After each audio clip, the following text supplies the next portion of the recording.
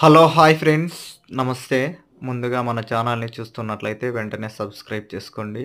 వీలైతే వీడియోని షేర్ చేసి తెలియని వాళ్ళకి తెలియజేయండి వీడియోని షేర్ చేసి.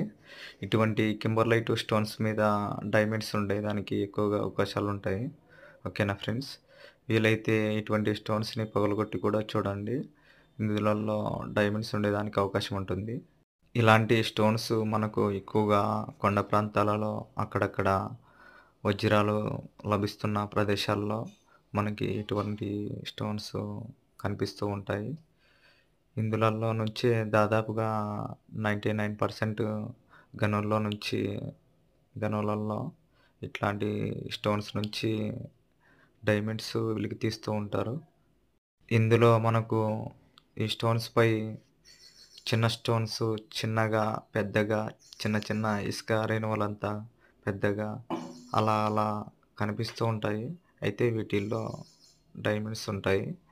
మనము ఎంతో జాగ్రత్తగా పరిశీలించాల్సి ఉంటుంది. ఇటువంటి వాటిల్లో స్టీల్ కోటింగ్ కలిగి వజ్రాలు మెరుస్తూ ఉంటాయి. ఓకేనా ఫ్రెండ్స్, జాగ్రత్తగా వెతకండి.